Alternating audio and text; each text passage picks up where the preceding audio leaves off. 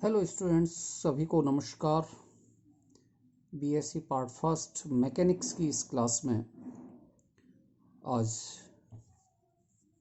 आभासी बल या छद्म बल, शैडो और फिक्टिटियस फोर्स,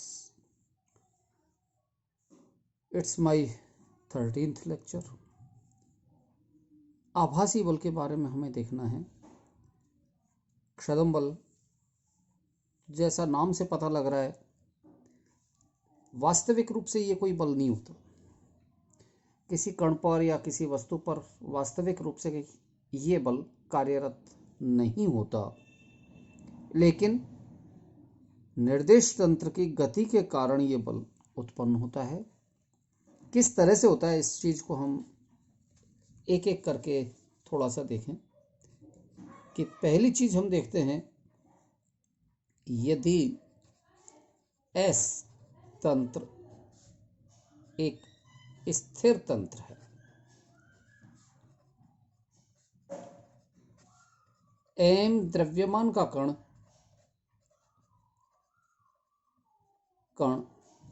भी स्थिर है, भी इस तंत्र के सापेक्ष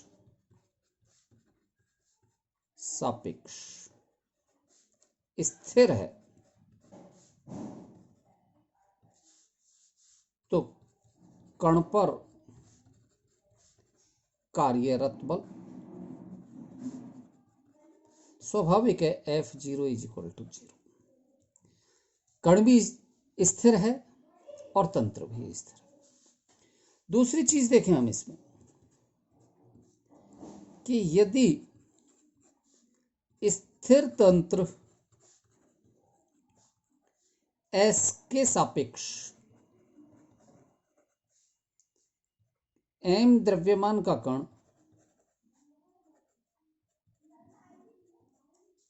कण स्थिर वेग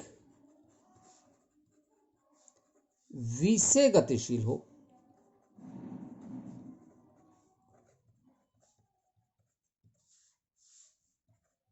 तो कार्यरत बल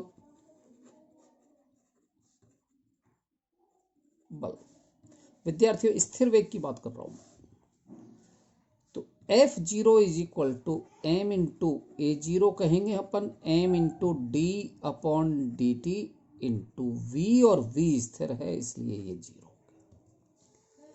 तो अब भी इस पर ये बल 0 होगा, यानी कि इट विल बी 0। स्थिर वेग से गतिशील अगर कण है तो कण पर कोई बल कार्य नहीं करेगा। ये दोनों ही बातें न्यूटन की गति के पहले और दूसरे नियम के अनुरूप हैं। स्थिर है स्थिर ही रहेगा, गतिशील है गतिशील ही रहेगा, जब तक कि उस पर कोई बाह्य बल कार्य ना करे, और यहां कोई बाह्य बल कार्य नहीं कर रहा है। तीसरी बात देखें इसमें, यदि स्थिर तंत्र S के सापेक्ष m द्रव्यमान का कण नियत त्वरण से गतिशील हो, नियत त्वरण A0 से गतिशील हो, तो कार्यरत बल F0 = m A0। नियत त्वरण है तो it will be constant and not equal to 0। Constant है, 0 नहीं है, और ये बल जो होगा ये वास्तविक बल होगा, रियल फोर्स होगा।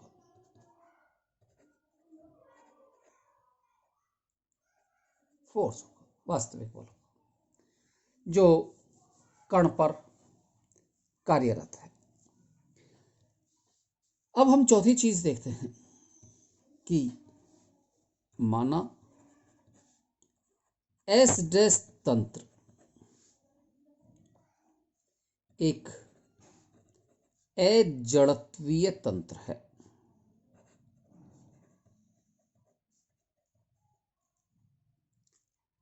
जो तंत्र S, और ये तंत्र स्थिर तंत्र है,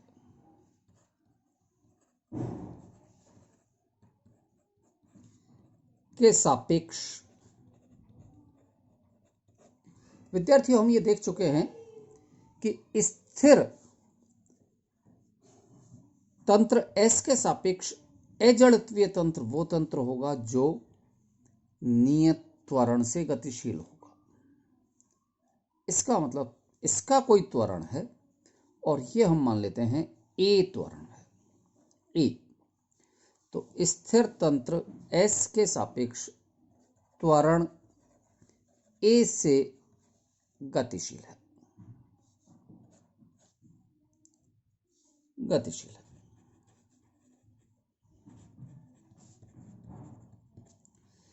इसीलिए S तंत्र के सापेक्ष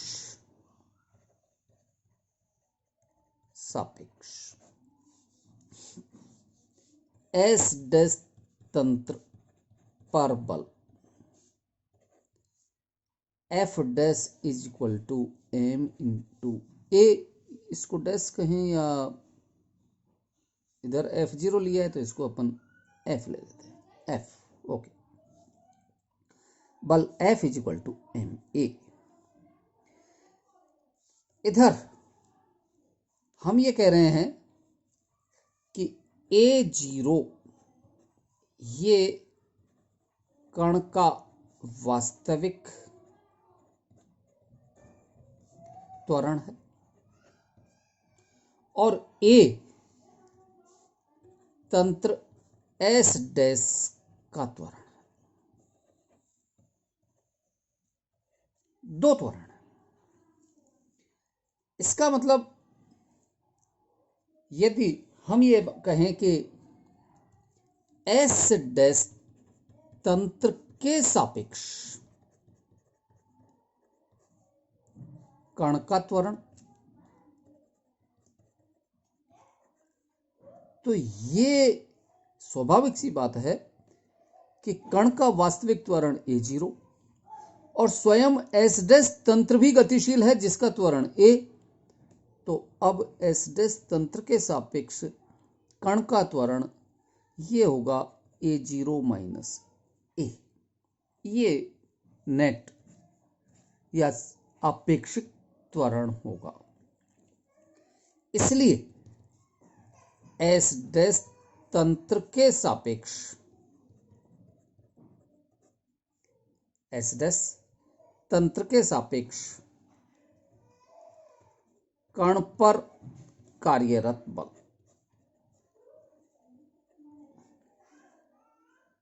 F, अब हम इसको कोई नाम दे देते हैं, F नेट या टोटल, FT ले लें, FR ले लें, रिजल्टेंट, R ज़्यादा सही सफिक्स रहेगा, रिजल्टेंट परिणाम। तो FR is equal to M into त्वरण की वैल्यू आई है हमारे पास में A0 माइनस A। ये A0 माइनस A लिखा है मैंने, उस स्थिति में लिखा है जबकि A0 की वैल्यू ज़्यादा हो, A की वैल्यू कम हो। ये माइनस प्लस भी हो सकता है, डिपेंड करेगा इनकी क्वांटिटीज पर, इनकी डायरेक्शंस पर। So it may be written as plus minus. So it will also plus minus, means it is M A0 plus minus M A। ये विद्यार्थियों नेट फोर्स हुआ। इस नेट फोर्स की वैल्यू जो हमारे पास में आ रही है, अब ये बनेगी F resultant R, FR is equal to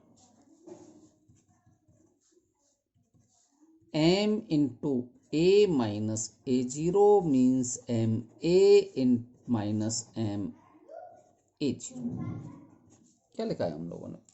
पहले A लिखा है, A0 लिखा है पहले। इसमें कहीं कोई कंफ्यूज होने की आवश्यकता नहीं है। A0 लिख सकते हैं, ये ए बाद में लिखें, यानी कि ये पहले ये लिख के चलें, प्लस माइनस है। Okay, so F R is equal to MA0, इसकी वैल्यू हमने ली थी F0 plus minus MA, means ये MA एक एक्स्ट्रा बल आया, अतिरिक्त बल आया। ये वास्तविक बल है, और ये जो बल आया है ये तंत्र S डैश की गति के कारण उत्पन्न बल है। इस बल का नाम ही आभासी बल होता है या छद्म बल होता है, फैक्टिटियस फोर्स होता है। सो it is the shadow force or the factitious force which arises due to the motion of frame of reference S dash। S dash तंत्र की गति के कारण ये उत्पन्न हुआ आभासी या छद्म बल होता है। इसकी डेफिनेशन देखें, परिभाषा, एग्जाम में परिभाषा भी पूछी जाती है। तो डेफिनेशन इसकी कि किसी कण या पिंड पर कार्यरत वह बल जो निर्देश तंत्र की गति के कारण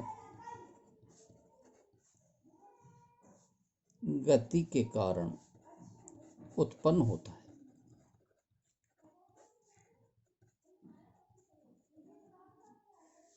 ये निर्देश तंत्र अजड़त्वीय तंत्र होते हैं।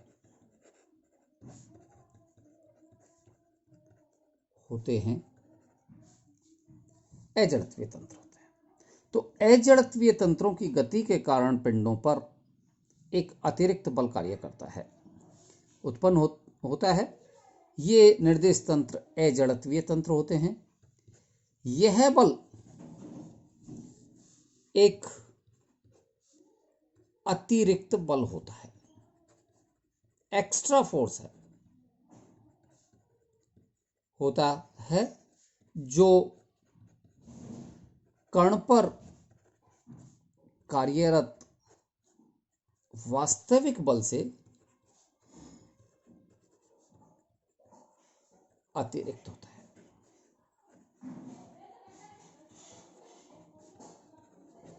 इसे आभासी बल, शैडो फोर्स या छद्म बल। ओके स्टूडेंट्स, आभासी बल के एग्जाम्पल्स हम देखें, उदाहरण। तो इसमें लिफ्ट की गति पहला एक उदाहरण है।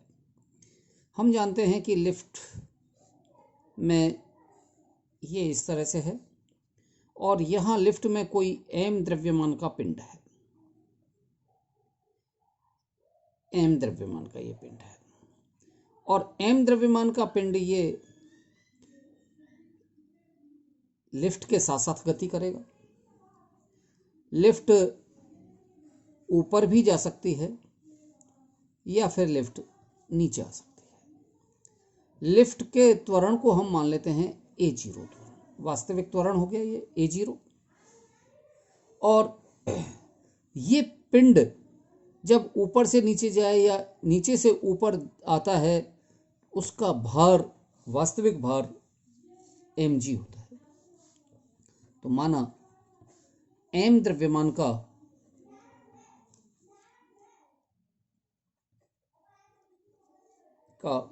कोई पिंड लिफ्ट में स्थित है। लिफ्ट की गति का त्वरण a0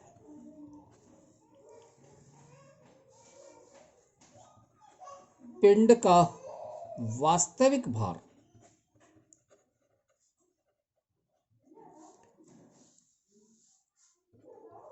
F बराबर mg होता है। लेकिन अब चूंकि लिफ्ट गतिशील है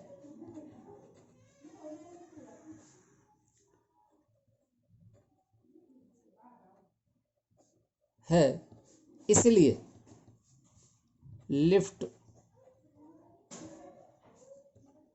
के सापेक्ष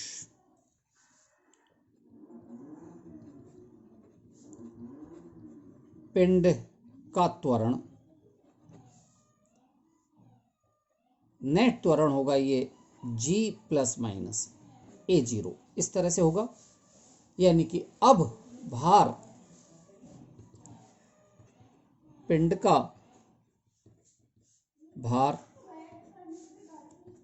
m into g plus minus a0 ये रहेगा। और इसमें ये वैल्यू होगी अब f dash is equal to mg plus minus m a0। तो यहाँ ये तो वास्तविक हो गया, वास्तविक भार। ये उस स्थिति में जब लिफ्ट स्थिर हो या लिफ्ट पृथ्वी के तल पर स्थित हो, स्थिर अवस्था में हो, तब तो ये वास्तविक भार है। और जब लिफ्ट गति करती है तो पिंड पर या पिंड का जो भार होगा वो इसके साथ में plus minus mg m into a0 ये इंक्लूड हो जाएगा। तो ये एक आभासी भार हुआ, आभासी भार m a0। इसमें नेगेटिव साइन ये होता है जब लिफ्ट ऊपर से नीचे की ओर गतिशील हो।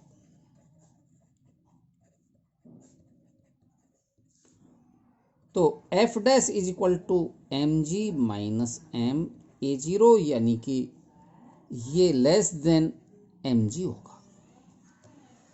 इस कारण से हम कह सकते हैं कि जब लिफ्ट ऊपर से नीचे आ रही होती है तो हमारा अपना वेट हमें हल्का महसूस होता है। और यदि लिफ्ट फ्रीली फॉलिंग हो, गलती से उसकी चेन टूट जाए तो वो फ्रीली फॉल करेगी, उसका त्वरण भी जी के बराबर हो जाएगा। और उस स्थिति में mg minus mg is equal to 0। तो फ्रीली फॉलिंग की अवस्था में भार शून्य हो जाएगा, भारहीनता की अवस्था आ जाएगी। लेकिन ये होता है ऊपर से नीचे की ओर आते समय। इसी प्रकार से पॉजिटिव साइन ये होता है जब लिफ्ट नीचे से ऊपर की ओर गतिशील हो, ऊपर की ओर गतिशील हो। और जब ऊपर से नीचे, नीचे से ऊपर की ओर होगी तो धनात्मक चिन्ह होगा, यानी कि f dash is equal to mg plus m ag, it will greater than mg।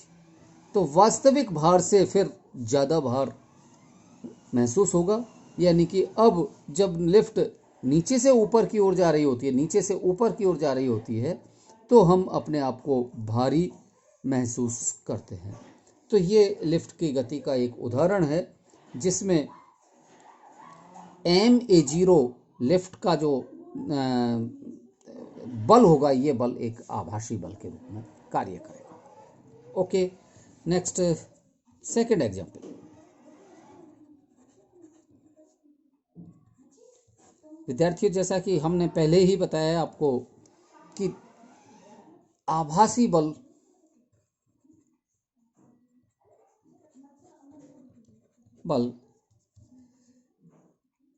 केवल अजड़त्वीय निर्देश तंत्रों में कार्यरत होते हैं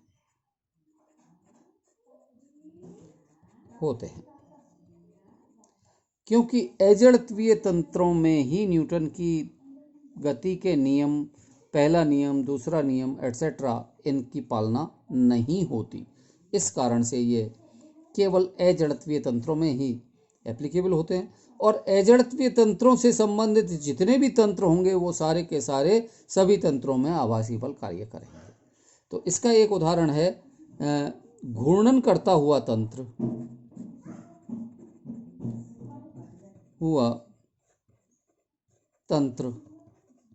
अजड़त्वीय होता है।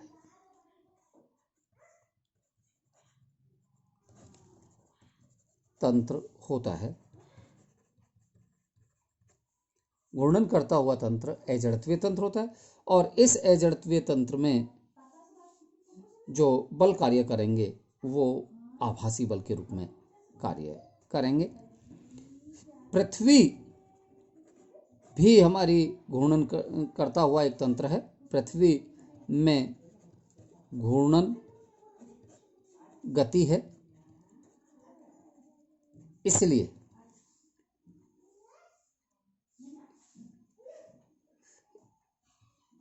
पृथ्वी पर भी आभासी बल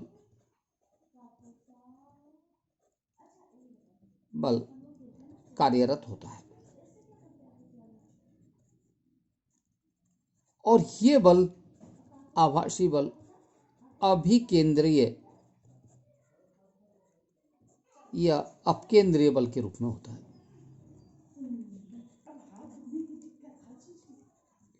ये आभासी बलों के कुछ उदाहरण हैं। ओके।